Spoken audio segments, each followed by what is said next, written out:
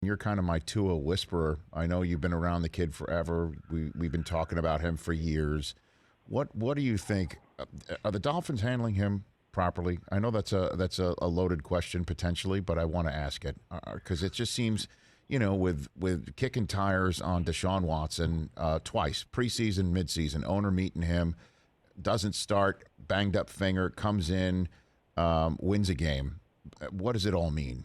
Do you think they're handling him properly in Miami? Yeah, I don't have a problem with that. I mean, listen, Deshaun Watson, aside from the legal stuff, and I think that's been well documented if you can get those things settled, I think there's 20 teams that are kicking the tires or wanted to kick the tires on Deshaun. I mean, he's a generational talent. He's one of the best. What he was playing is one of the best players in the league. He was up for the MVP in discussion early last year. I mean, he's a guy that everybody wants.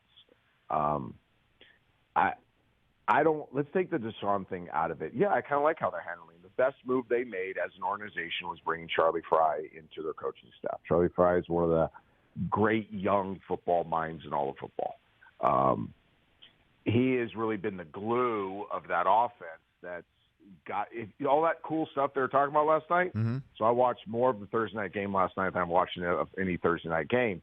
And I was like, wow, they're doing some cool stuff on offense, even in the run game, because they're not very good running the football, but they're trying to find ways to find creases in the run game. And you could hear Troy start to say, man, some of this stuff's pretty cool. Well, that's pretty creative. Oh, look what they did here. Then they run the cool little trick play. And, they're doing some stuff offensively that is pretty creative and pretty fun to watch. They're just not great. Right, they got 27 tight ends and Waddle, and you don't even know the running backs' names. I mean, they don't have a ton of offensive weaponry to deal with, so they're scratching and clawing, trying to be the best offense they can be, and they want Tua to play efficiently, and he played efficiently with a bad finger. He made some big plays in the fourth quarter, pushed the ball down the field, I think, as much as he can right now. You can definitely see that there's a lack of horsepower right now with the finger, and then it got banged up again.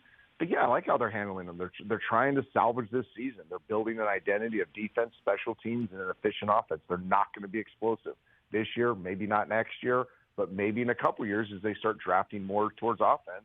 They got Gesicki, Waddle. They need a couple more, and I think they can be a pretty darn good offense. Do you think Tua is going to be there? Do you think it's his future? I mean, again, at this point, things have gone so weird with the Deshaun situation. I don't know. I mean, I know they like him. Internally, they like him a lot. Do they love him? Are they dating him or are they married to him? And that's the question we're now for all these young quarterbacks as they hit their third year, fourth year. Are you dating them? Are they the hot blonde that kind of, you don't really mesh personality-wise, but you want to take her on a date? Or are they your wife like mine of 29 years that's hot and smart and a great mom and all this stuff, And I'm like, I'm married. Like, please don't leave me. Right. That's how these organizations talk about their quarterbacks. Are they Cassandra Dilfer, who's a 10 in every which way? We want to marry this. We're going to pay you as much as we can. We're going to build an organization around you. Please don't leave me. Or are they the hot blonde that you're like, she's cute, nice Instagram picture, fun movie, went to a nice dinner, but we have nothing in common. So if she moves on, that's fine. I think that's kind of, to dumb it down to its simplest form, that's the conversation within organizations. And so Charlie Fry's great mind, was that his design screen pass to the right guard? I don't know. I don't want to. God sees a good coach. They have other good coaches. I know that Charlie and Tua are very connected. Yeah. I know that most of this creativity, and you can just see it when you look at trends. When you start seeing jet motions and zone reads and RPOs and unique trick plays and specials, that has Charlie Fry written all over it. But I'm sure it's collective within the offensive staff. They kind of do it like Jim Harbaugh does it at Michigan, like some coaches do it, where it's a collective effort offensively. There may be a guy with the coordinator title, but they're all kind of piecing it together. But you definitely, I've known Charlie forever. I played with him. I brought him into the 11, groomed him. You can see his offensive. In fact, you can go to Central Michigan, pull off plays when he was the coordinator, and you saw him last night for the Dolphins, and they worked. Remember when they ran that fake run play, tight end coming across the formation, hit him in the flat? This fly motion where they got the guy down the sideline because Baltimore wasn't adjusting to the fly motion, and they got the receiver down the left sideline. Like, those are all things he's been doing for years. He's very, very, very creative in the run RPO action game. Now, I wasn't trying to drag you into another problem in South Florida for the coaching staff, Trent. I was making a cute reference to the Robert Hunt right guard. That one. That was fantastic. How athletic is that kid, man? I mean, have you ever seen anything like that? Like, he was turned. Like, he looked like he was the eligible receiver, and poor Gaskin could have gotten it. I've never seen anything like it my entire life, Trent. It's so funny because it happens in practice all the time. Does it really? When you're a slow screen team, and that's that play is it's a slow screen. Every team in the NFL has a version of it.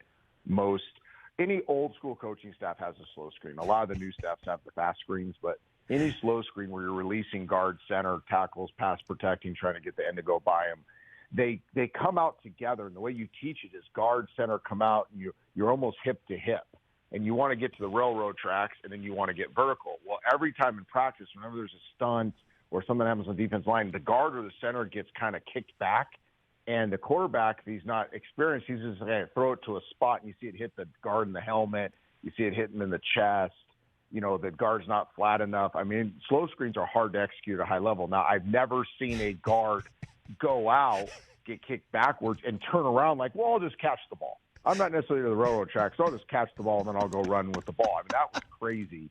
It's almost as if he told his buddies, hey, if I get held up getting out on the screen, I'm just going to catch the sucker and run. And get cartwheel and reach out for the goal. He's living his best life, man. I love that. Hey, you watched all the way to the end. Thanks for that. Watch more right here.